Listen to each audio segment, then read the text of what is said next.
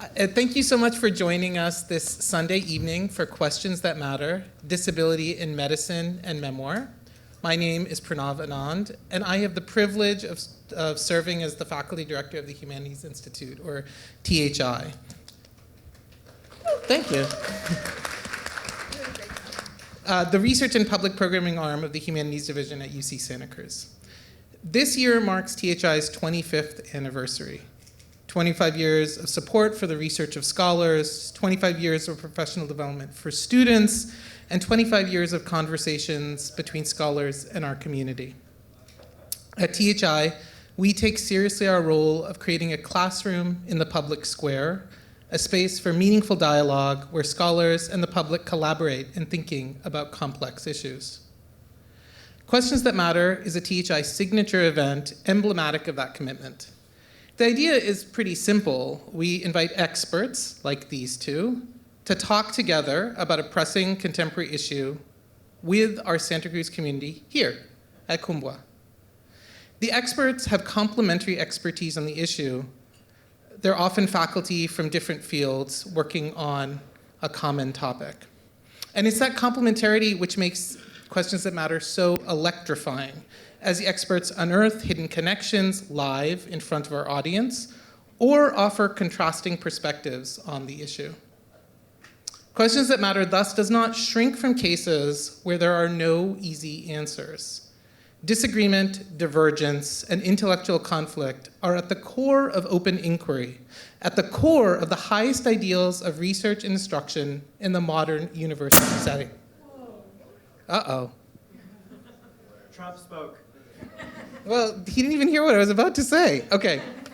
In the present moment, all of that is under enormous pressure from multiple sides, from the political demands of governance structures atop universities, in the characterizations of teaching and learning in the university, on social media, and in the news, the economic entanglements that modern universities have with governmental funding systems, and in recent weeks, including today, threats to the most vulnerable of the scholars in our communities. But open inquiry is and has always been in danger, inside and outside of the university, since disagreement always brings with it the threat of highlighting the exclusionary and damaging impacts of dominant modes of thinking. At its Platonic heart, inquiry is a dialogue, respectful of the aims of the conversation and conversational partners. We see Questions That Matter as a way of modeling what we should aim for, and in that it serves as a bulwark against simplistic flattening of complexity or a diminution of the ways we are differently impacted by events, by concepts, and by policies. This year, in light of our 25th anniversary, THI's annual theme is humanity, and one enduring question we are collectively contending with now, and not in a purely academic sense, is who we think of when we consider the term humanity. Tonight's event addresses that question head-on, asking it in the most embodied way about people and their bodily natures, but also in the most disembodied way, asking how we communicate about bodily particularity in language. I'm so pleased that we have two scholar writers to help us navigate this embodied, disembodied reflection, Jan Grew and Megan Moody. After I introduce them and before their conversation, Megan and Jan will each read a short passage from their work. Jan Grew is a professor in the Department of Sociology and Human Geography at the University of Oslo. A linguist by training with specialization in discourse analysis and rhetoric, his research lies at the intersection of language, embodiment, and representation, and connects with work in disability studies, cultural studies, and sociology of health and illness, among others. Currently, he's the principal investigator on a project on the politics of disability identity. His scholarly work includes the books Disability and Discourse Analysis from 2014, which I'm in the middle of, and Theory and Practice, Analysis Strategies in Academic Work from 2015, as well as Body Language, Representations of Disability in Culture and Society in 2014. And that was written for a more general audience, one might say in quotes. Alongside his academic work, Jan is the author of a wide-ranging body of materials in fiction, nonfiction, and in children's literature. These include the short story collections, and here I'm translating, or Google Translate translated for me. Everything Under Control, Indefinite Time, Body and Mind, Normalia, Euro Moments, and the novels It Doesn't Get Better and Away, Away, Away, as well as the children's books Oliver, Skededer, and Super Magnus. Jan's memoir, I Live a Life Like Yours, was published in 2019 in Norway, where it won the Norwegian Critics' Prize for Literature and was nominated to the Nordic Council Literature Prize, the first Norwegian nonfiction book to be so honored in 50 years.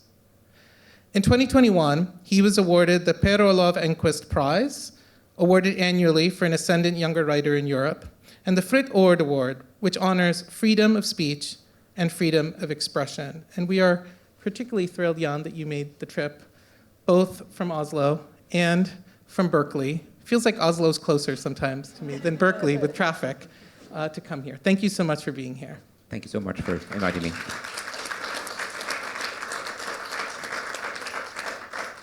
Okay, I'm going to introduce Megan, and then I'll shut up. Megan Moody is a professor of anthropology at UC Santa Cruz. She teaches classes in feminist theory and disability justice that bring together social science research methods and the arts, and is an affiliated faculty member in feminist studies, film and digital media, global community health, and legal studies. She's the chair of the Disabled Faculty Networking Group and interim chair of the Department of Philosophy. An interdisciplinary writer, artist, and feminist scholar, Megan works in a variety of mediums, from lyrical essay to film and dance to academic research. She has described her approach as, quote, a form of research creation where you don't decide on a method or a genre or a voice prior to engagement with the material you're trying to work through. You try to train yourself in several different methodologies or artistic practices and then pick the tool for the job. Her first book, We Were Adivasis, from 2015, about gender injustice in indigenous communities in India, was described as revealing, quote, new vistas for feminist studies. Her articles have been widely published and reprinted in flagship journals and collections.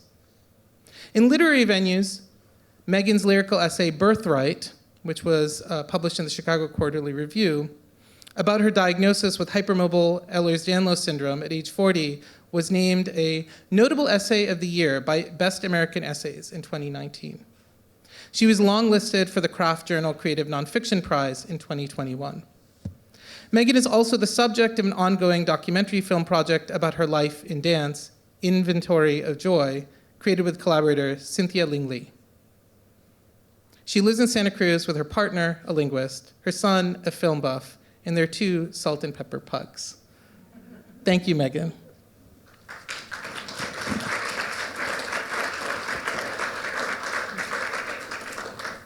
Okay, Jan, you're up. Okay.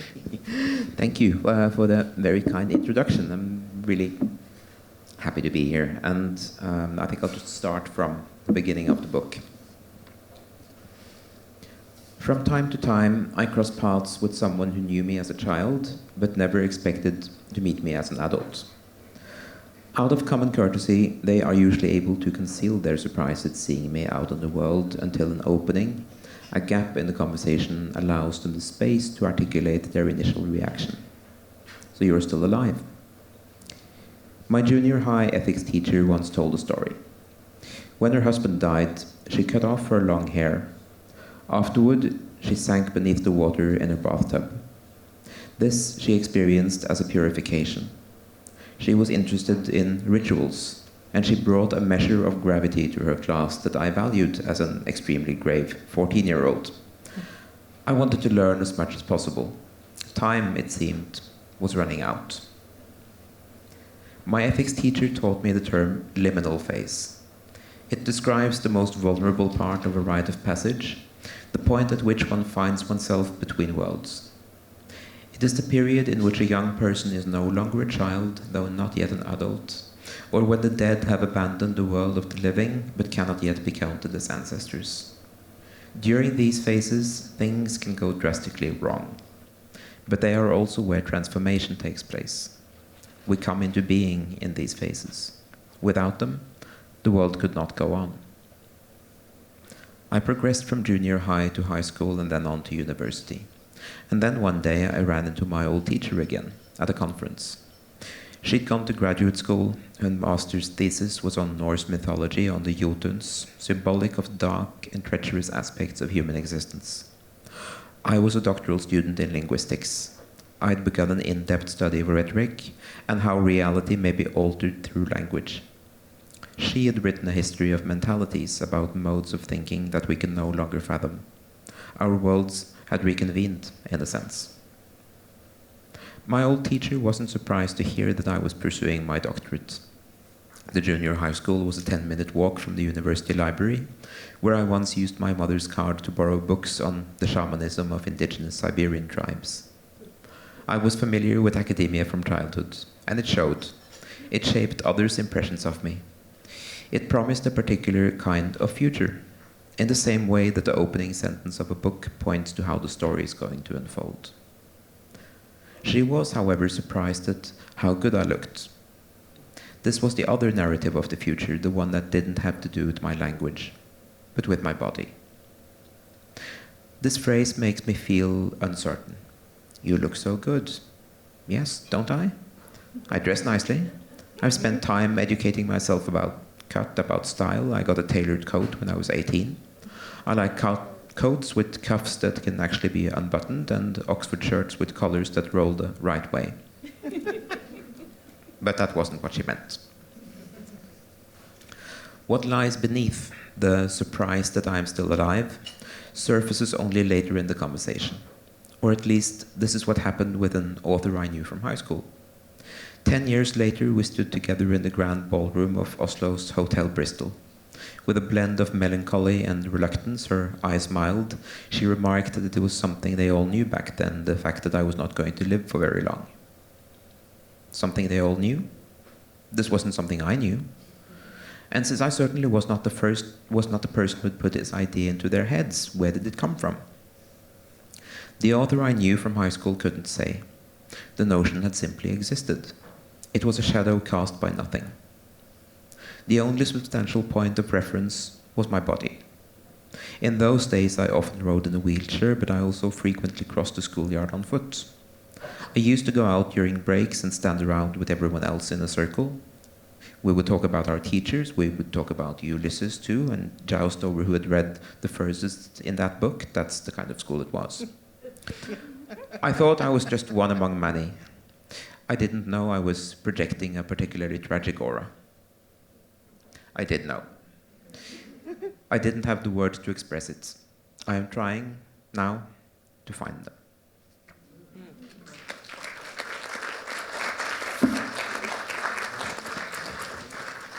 Thank you so much, Jan. Megan? Okay, so this is an excerpt from a memoir that is currently being submitted or shopped called Body Home. I guess that's all I'll say. In the years since my son was born, in which I've gotten to know hundreds of women with chronic pain and illness, I can't tell you how many times the story of a sick woman starts like this. I gave birth, and nothing was ever the same again. Pregnancy brought my son into the world on his own vector. It connected me backwards through time to long generations of family and laterally to relatives whose lives would give me important insight into my own. It also connected me to all the birth givers who were never quite the same. Pregnancy is not the only threshold ushering humans into the world of disabling illnesses, of course, but it is a common one, and it was mine.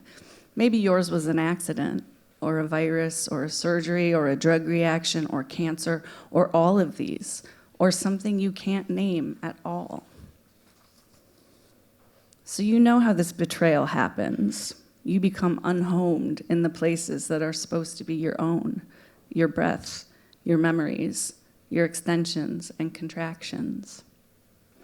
When my body home fell apart, I was actually housebound most of the time and gutted by pain.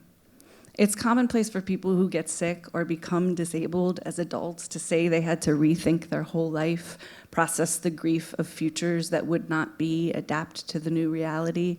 But unless they're trying to sell you a supplement or a workout regimen or a seminar series, unless they're claiming to cure you as they've cured themselves, most are quiet about the doing of grief or adaptation. For me, reality fits kind of like chairs, necessary but negotiable.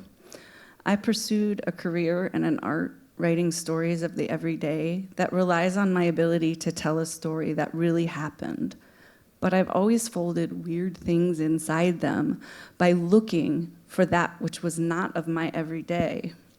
As a nerdy child, my obsession with books offered the freedom of the unfamiliar, travel out to some fantastical not here or deep inside. I loved stories of borrowers and fairies burrowed into baseboards.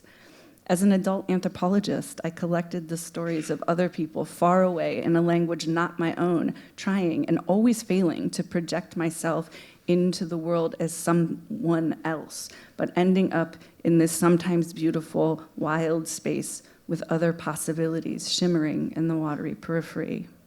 How surprising to find then that most of the labor of my grief revolved around this concept that is also a place and a feeling that I never understood, home. There's this cliche that says you can't go home again. I don't know if it's true. Some people I grew up with seem to be able to go home just fine, popping into town with spouses and kids in tow to see parents who still live in the same house they've occupied for decades. In my case, though, the cliche works. My parents divorced in 1992, and the house I grew up in sold not long after. No one lives in Cleveland anymore. I've been in an overpriced university beach town in California for 25 years now, in a small, the same age as THI, by the way, in a small ranch-style bungalow among many small ranch-style bungalows.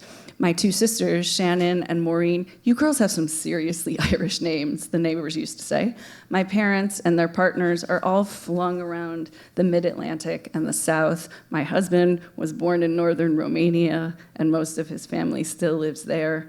Nothing, I imagine now, will be faithful to that brown brick and stone house on the sleepy cul-de-sac in Shaker Heights, that suburb east of Cleveland where I was raised.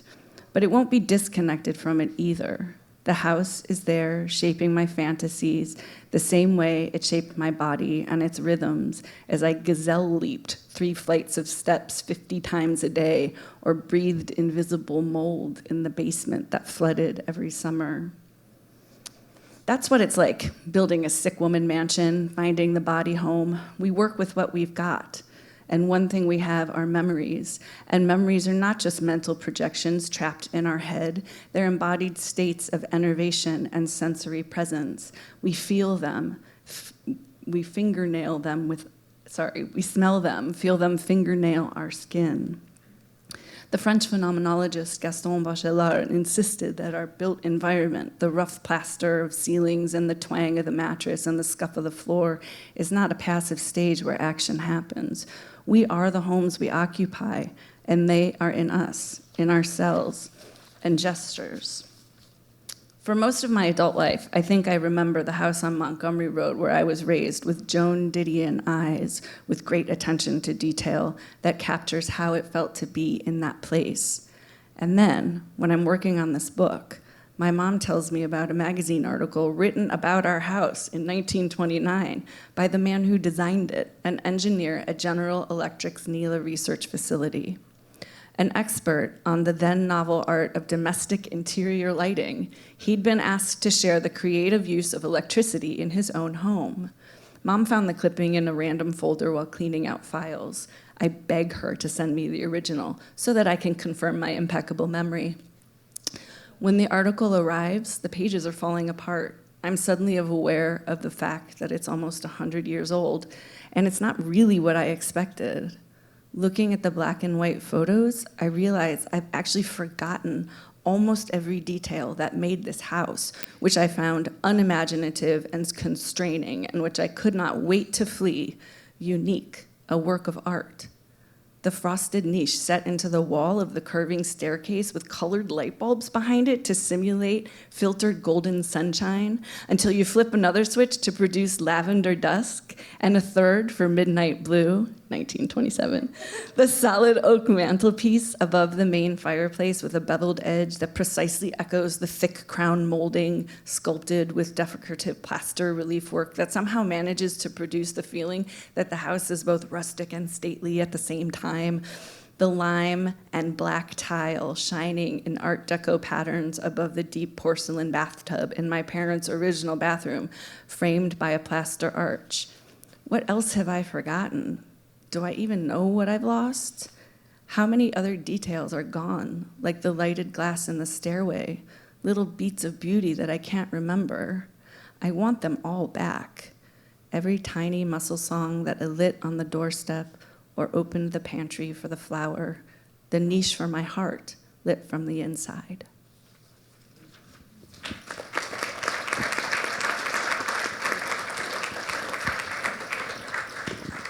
Okay, thanks to both of you. Those were fantastic. I hope they weren't too long. No, I mean, I'm sure everyone wants you to keep reading instead of me talking, but let's maybe I can ask you some questions to start us. Does that sound okay? So I think one question. So you have read from your memoirs, both of you, and you're also both scholars of disability alongside your lives as writers. Can you talk about your decision to write about yourself and why you wanted to narrativize your own experience? I mean, it's a good question, and obviously I wanted to, or I wouldn't have written the book. But at the same time, it wasn't a book that I sat down and charted out as a memoir, not by a long shot. I mean, I remember applying for a writing grant for what was supposed to be a book of disability-related essays. Written, from a resolutely academic point of view. But then at some point, something happened. And I think what happened was that I was kind of a reluctant disability studies scholar.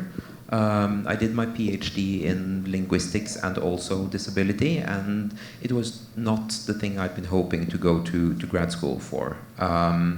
So at least I thought I can make it impersonal. I can keep it away from all of the private stuff. But eventually, I think as I became more secure in academia, I thought maybe I can allow this to happen. And various pieces that I've been writing from my childhood, from way back when, began to mesh with more scholarly thought, I will say.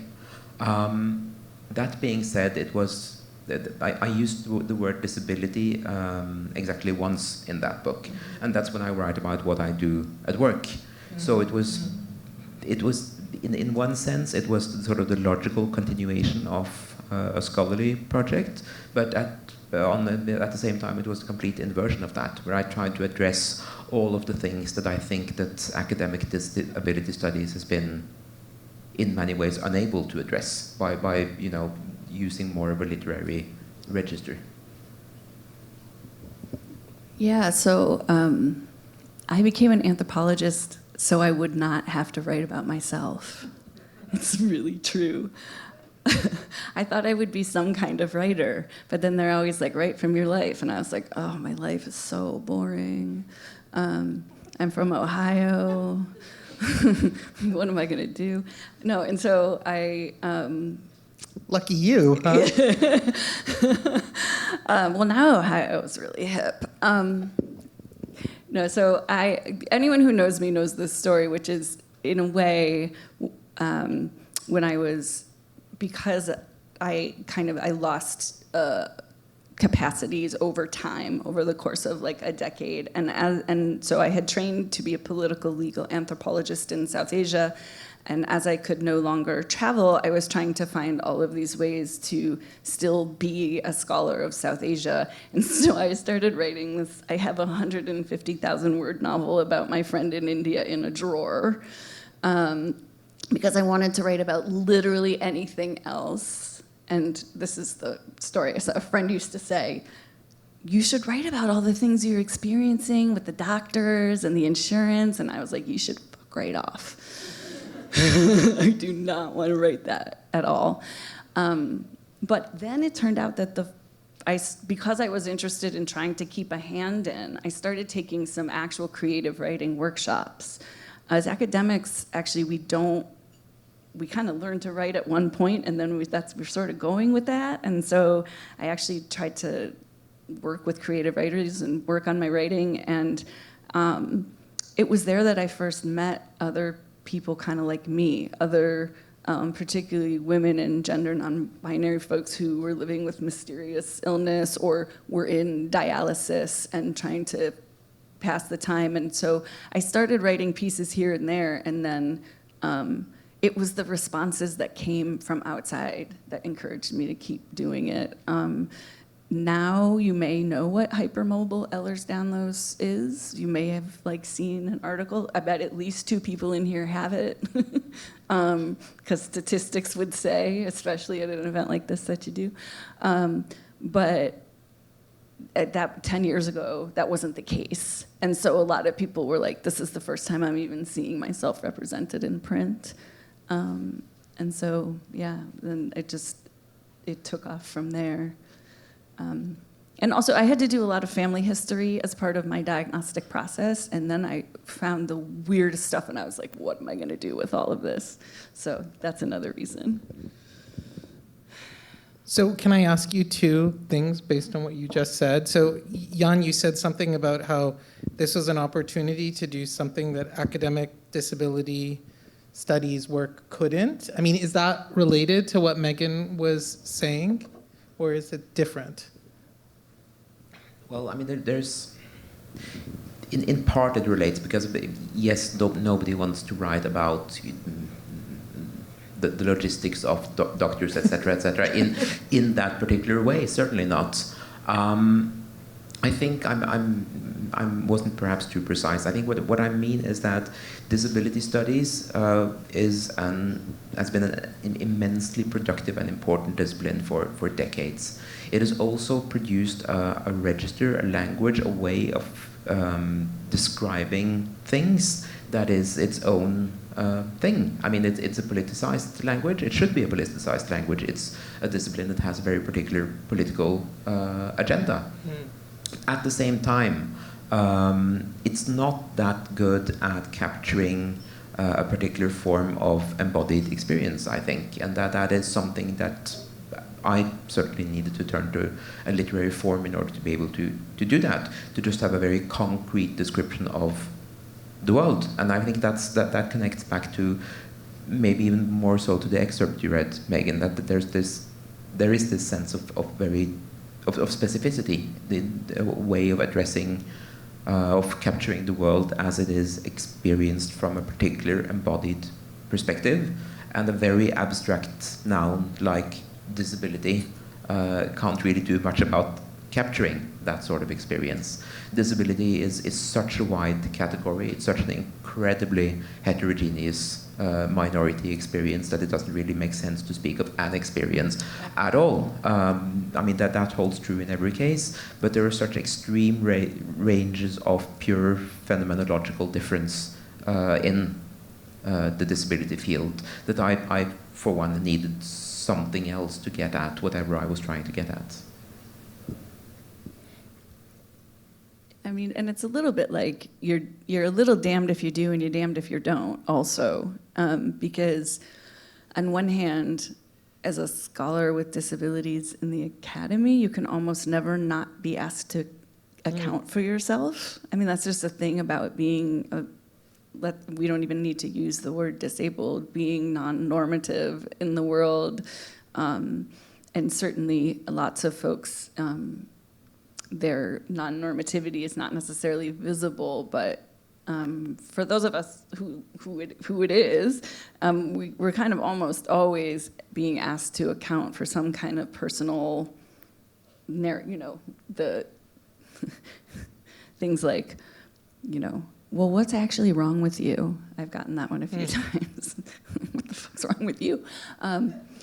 But then on the other hand, there's been a fight to also, though, prove that disability studies is a legitimate sphere of academic production at the same time. There's quite a lot of pressure on scholars with disabilities to produce at a very high level and to pitch things in this register that goes, no, this is real. We are really doing theory, y'all, and like we are really reading the same stuff, and we're just like everybody else.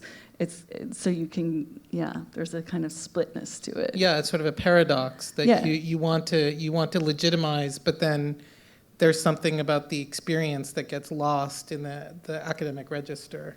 Yeah, and of course there's this siloization in academia as well, because so long as disability studies continues to produce things that are interpreted as being exclusively about disability studies, that may actually not be that helpful, because then broader and more powerful academic disciplines are free to ignore it because it's not their field of interests.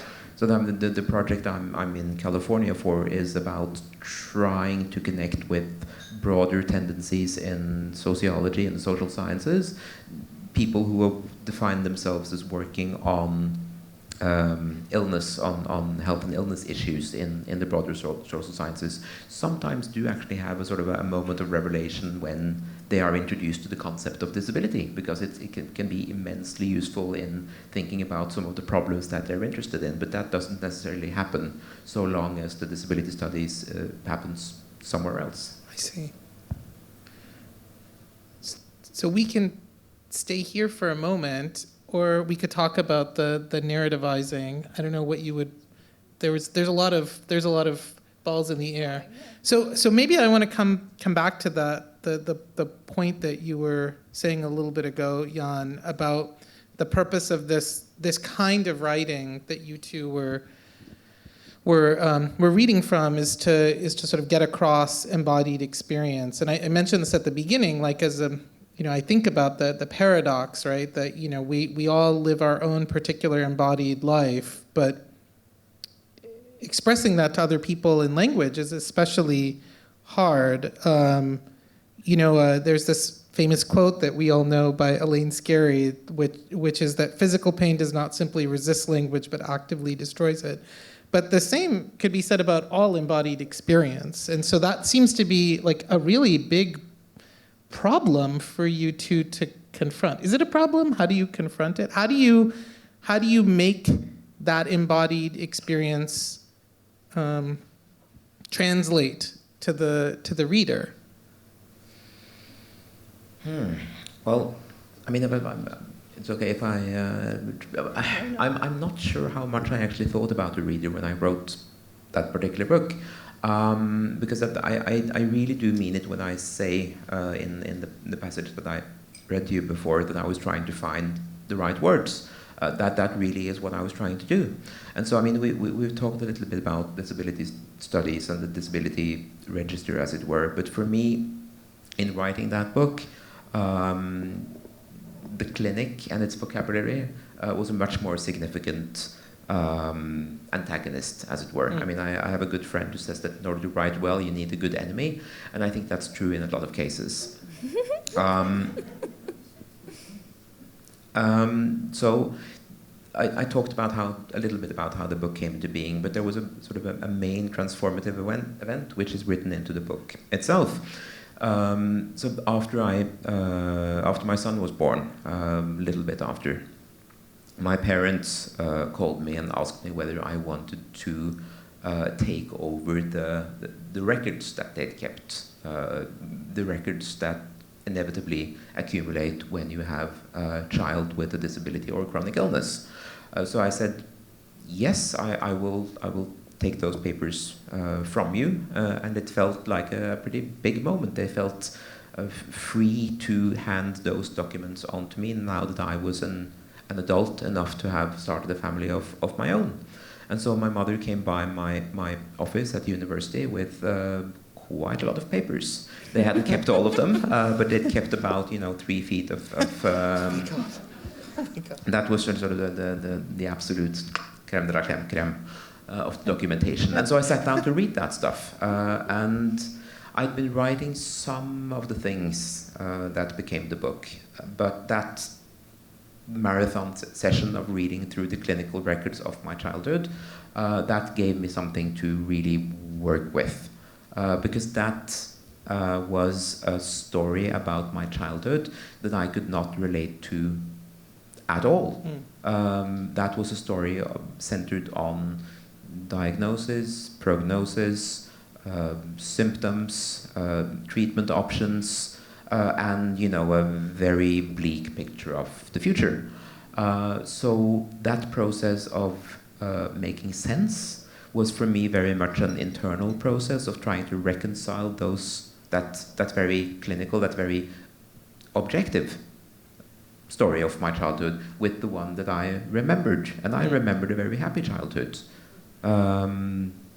Yes, there were some times in the doctor's office and there were other things, but there was still this immense distance between those, between my memories and those sort of very incontrovertible clinical notes. And so trying to work that out really was the story of how I wrote the book. And I really don't think I thought about the reader to a very great extent. It was more of a necessary process of sense making. And then of course I had editors, so they thought about the readers. What about you? Yeah, no, I mean, I have sort of a different take on it, right? Which is because what you're asking about is how do you put language to something that is so singular? Yeah. And that's been the philosophical debate for those of for those of us who haven't read Elaine Scarry. She essentially says that limit physical experiences extinguish our ability to articulate them in language. And I started actually thinking about how to write the body by reading books about motherhood, because I had a child and nothing was ever the same. That's a true story. And so I started reading, and what was interesting in accounts, there's a bazillion birth stories in the world, and the relationship to pain in them was always really unsettling to me, because it always was treated as some kind of weird moral question. Did it hurt too much?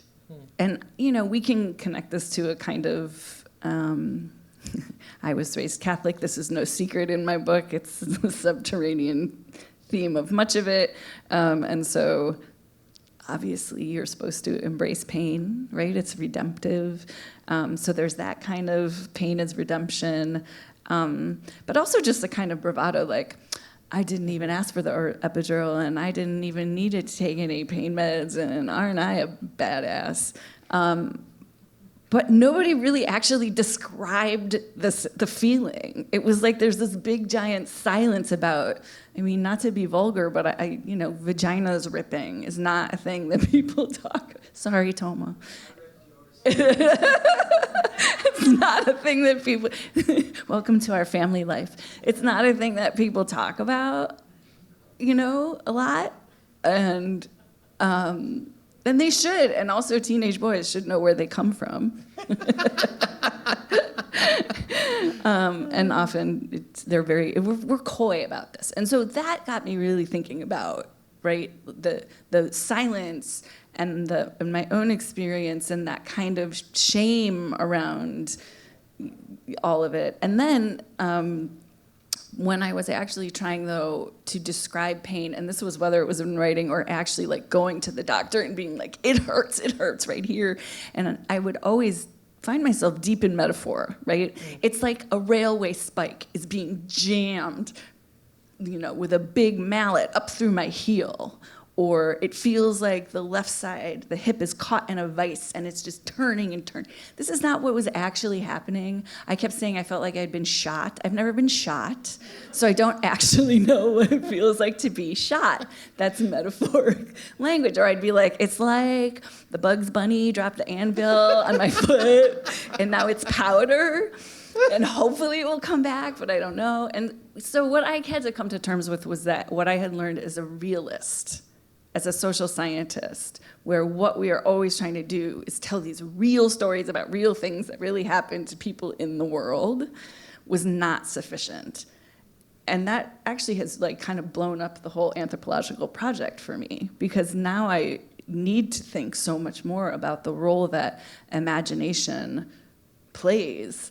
And I'm not nearly as wedded to this kind of realism as I once was. And I think that's from the problem of writing about pain. So you both, converge on this idea of the literary, right, as a solution in some sense to the clinical language. Well, it gives you more options. You can do anything in literature, and that helps. I'm not sure what it is, but I think it's the range of techniques, and it's also the way you can make the reader stay with you. That's really the only thing you have to do. There aren't any commitments beyond that, and I like that. I also, as an academic, was often told that my writing was too emotional.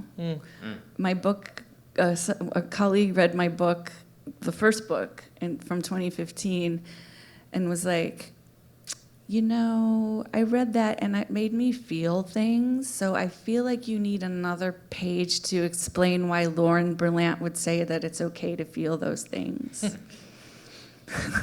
It's sort of a paraphrase, but it was like, you're not, and I don't know any other way to tell a story, academic or not. And it might be because, in fact, I literally, part of what Ehlers-Danlos syndrome is hyperplasticity, so it is entirely possible that I just don't have the same borders between inside and outside that other people have.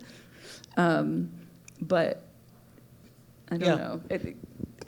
This was a feature of my writing that was treated as a deficit, and then all of a sudden, when I was writing about disability, people were like, "Thank God you're letting us feel things."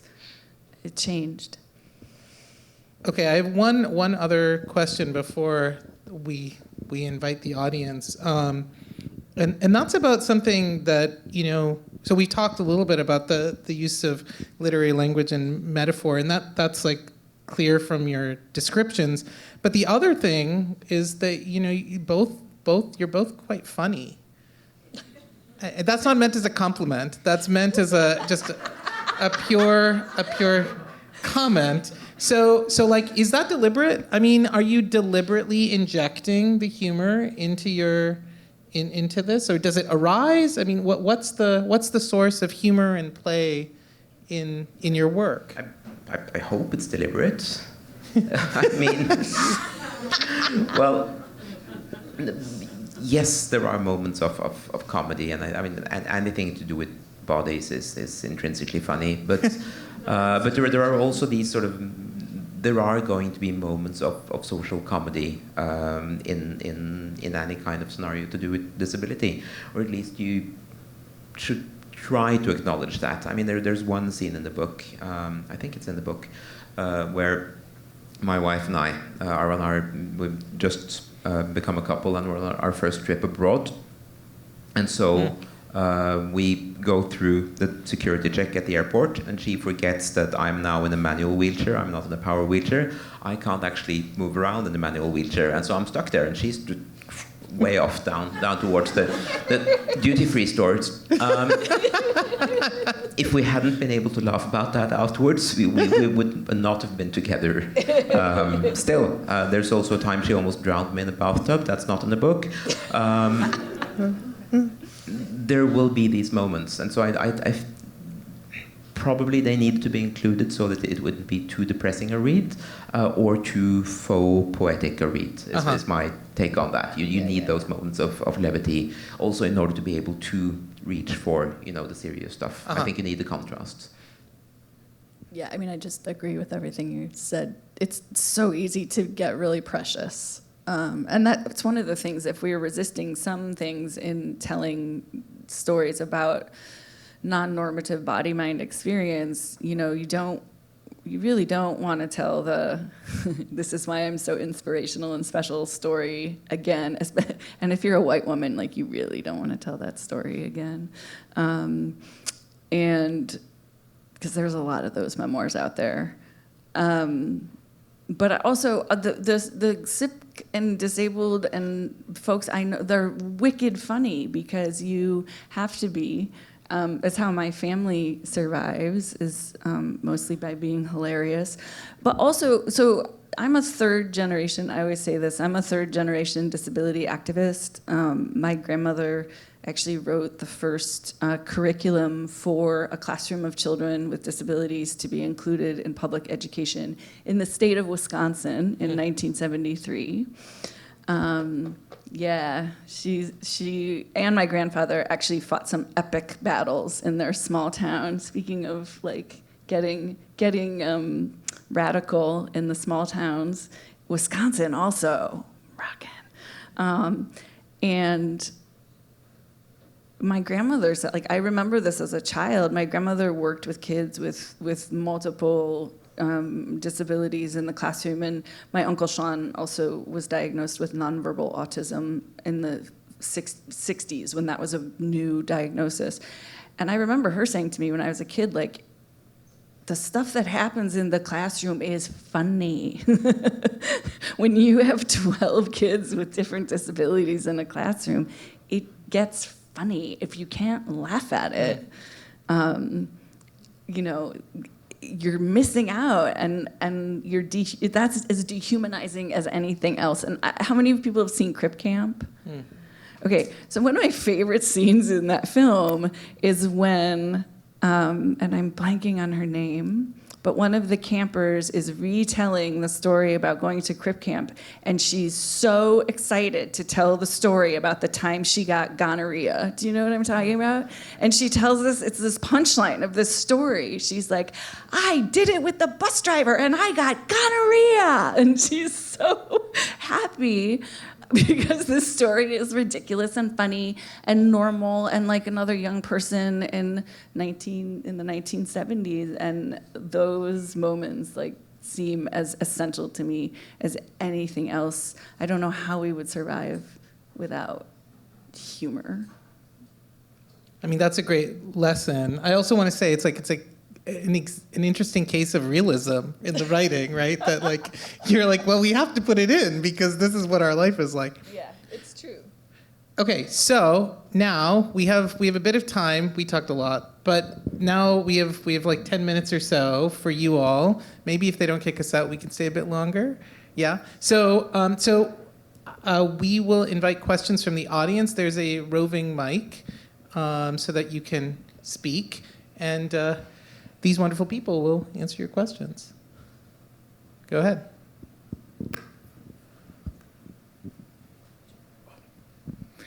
Oh, thank you. And thank you for having this event, and thank you all for being here. I wanted to ask our panelists how you cope with a part of disability that's always vexed me. I was born with cerebral palsy. I'm a UCSC graduate. Various other things, but I'll just leave it at that. But what's often vexed me is where, as a person with a disability, you're put. Either it's because, like a minority of people with disabilities, you were born with your disability. So maybe then, like myself, you have an experience of being in a private school and different expectations. Or maybe it's because as you grow older, and maybe if you have a disability later in life, it impacts you differently because you are already Jan or Megan, and then something else happens to you. The other thing I wanted to ask about, because I had taken in the co-director of Crip Camp guided a documentary which was on PBS last month, PBS American Experience on the ADA. And aside from learning pleasurably about how learning to play bridge with politicians helped break the ice and helped people to lobby and successfully get the Americans with Disabilities Act, I was struck by the unfinished business at the end of the documentary, which included the observation that almost 2 out of 3 American adults living with disabilities are outside the workforce. So you both are in the workforce. Has that divide impacted you, aside from the other divide I mentioned? Thank you for your time. I mean, those are fantastic questions. Maybe we could go backwards and start with the second one first, because it also seems so relevant right now at this exact moment. And so one of the things that is happening in the field where I work in anthropology is that we used to have this idea that people would go and do research all by themselves. And one thing disabled anthropologists are bringing to my field is a real sense of the need to do collaboration. Like, we don't all have to do everything, but some of us can do some things. And figuring out what those are and how to collaborate and how to harmonize actually turns out to be a thing that folks for whom the world is not built, who don't fit really easily, right? We're used to jerry-rigging just about everything. Jan writes about this in his book in beautiful ways. I really encourage you all to read it. We're used to maybe having to ask for help every now and then, or saying, like, this isn't my skill set, but it might be yours. And so part of me thinks, absolutely, the unfinished business of the ADA is a reasonable question of, I mean, just actually basic income as basic dignity also, right? That maybe we even question that our worth only comes from work, and that we all deserve dignity and a life just because we do. And that being said, I'm very aware that without access to certain kinds of technologies and interventions, and I'm going to include really tacky, taboo things in this, like opioid analgesics for when I'm in too much pain, which is not, I know, I just scared you all, but that is part of what allows me to work. I have this family that supports me. I have access to certain kinds of care. Without those, though, like without close-in parking and without the medications I need, this would be an impossibility. Most of the time, what we're asking for when we're talking about the ADA, I mean, in this room, I probably don't even need to say this, but the average, do you all know the average cost for an employer to provide an accommodation for a person with a disability is between $300 and $400? That's it. They're employers treat this like we're asking for, I don't even know what, golden chairs and I'm not going to even make the just gold trimming. Yeah, no, exactly. But in fact, most accommodations are so reasonable, and so people are falling out of the workforce who could be there, and then some people are being forced to work who really shouldn't be. And absolutely, I think, like, I'm, on one hand, we're all really overwhelmed by what's happening right now, but I am taking heart about things like, let's say yesterday, that if people start to see what's happening with 504 or the ADA as part of this bigger kind of movement against oligarchy, we might actually finally get somewhere on that issue as well. That could be hopelessly naive, because the flip side of it is, of course, that we're fighting a eugenic state now. That is, you know, the state is always kind of eugenic, and now it's just open. They're just saying the thing that's implicit. That that maybe wasn't a good answer, but I'm hopeful that in the United States, and I think actually Jan's perspective is super important here because we sort of look to sometimes Scandinavia as like, they do it so much better, and I think they do, and then please continue. In some ways, yes, and also we have the exact same rate of workforce participation as you do in the US, so that problem is the same there. Scandinavia is different because cost of living is provided in a very different way, Yeah. And that is crucial, of course. I mean, I agreed with everything you just said. I think that the one thing that I've been thinking about a lot these past few months is the way that DEIA has been weaponized in its particular way. I've had a long history of being concerned about the wheelchair sign, because the wheelchair sign signifies access for wheelchair users, which is great. It also signifies access for a lot of other people who are not represented directly in that sign, and so it's very easy to think that it applies only to the 1 to 2% of the population who are actually wheelchair users, which is not the case. I think that point is more broad in the sense that disability and exclusion from the workforce has to do with education, has to do with where you start school, or if you start school at all, has to do with whether you complete secondary education, has to do with social resources, has to do with economic resources. I mean, I looked at this back home, and I mean, I knew quite a few disabled kids growing up, and the ones that made it into the work, who have a job right now, are the ones who, like me, came from very stable middle-class families, went to schools with strong social networks, had all of the other resources that were absolutely necessary to compensate for disability, discrimination, and marginalization. Without that network of resources, there was a very, very low chance, which means that disability ties in with every other social category that you can think of, which we know. And so the really dangerous thing is to think of disability as a separate, completely distinct phenomenon, because it's not. It's part of the human continuum. Yeah, in fact, if you are interested in this, anyone, I encourage you to go to the American Association for People with Disabilities website, the AAPD. They have just sued Elon Musk and the SSA and the Trump administration.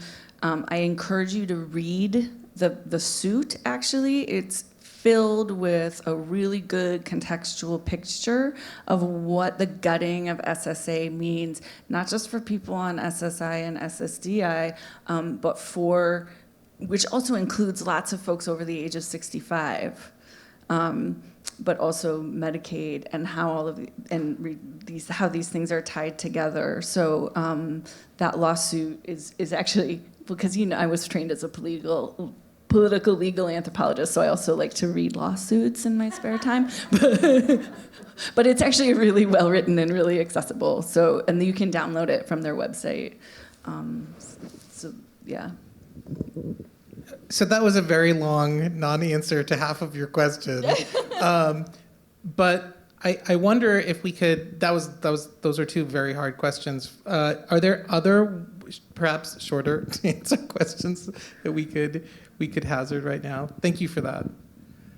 I don't know if it's shorter or not. I wonder if you could say more about what seems to be kind of the divide between academic life, research, scholarly writing, so forth, and then finding your way into writing memoir, which you both referred to, having some resistance to. Just kind of briefly a word about myself. Long career in academia myself, accumulated degrees and did a lot of teaching. Find myself now a psychotherapist, and it's great to have the education and so forth, but I don't sit with my clients and speak in the way that I used to teach and so forth. And now that I'm kind of away from academia, I really think about those things. Jan said something about the siloization and that sort of thing. So just something that I wrestle with. Thank you. Yeah, I mean, I'm I started writing short stories when I first started grad school, and I think that's one of the reasons why I was able to, take seriously the idea that I could write a literary memoir, because it came from that place of literary experimentation. I was fortunate enough to have a very good writing teacher a long time ago, who just taught me to not censor myself when doing the first draft, and then take it from there, to try and listen to whatever voice was present. That was really useful, and I've found it to be useful in quite a lot of academic writing as well, just to become more familiar with those writerly techniques that, they go back to Aristotle. There's so much there, just in terms of remembering that you're speaking to someone in particular contexts, but also just not trying to do the thing that academia trains you to do. Yeah, and and then there's also the writing that we do, like in the way that Audre Lorde would describe as the thing, and Joan Didion too, the thing that keeps us alive. The writing. I went to undergrad to be a playwright, and I chickened out. Because the only thing less practical than being a cultural anthropologist is being a playwright, especially in 1996. And when it looked like I was gonna lose everything, and like my whole career, my ability to do pretty much any of the things that I had been doing up to that point, it does make you ask, not to be too melodramatic about it, but you kind of have to figure out what your priorities are. Like, what are the things that actually make you want to get out of bed in the morning? And I was lucky, I had that one. And the writing the work that made me want to get up, it turned out, was not necessarily rereading constitutional arguments about whatever, or, the writing that made me want to, the reading that made me want to get up, and the writing that made me feel like that flying. If you've ever been homebound for like a pretty extended period of time too, that if you can write yourself into flying, you're doing really well that day. And that was the creative stuff. That was the piece that was from some older time, some younger point in my life. I think this is why this memoir ends up kind of obsessed with my childhood home in a way. And with other feminist artists who were kind of obsessed with their homes too. I don't know if that was a useful answer, but.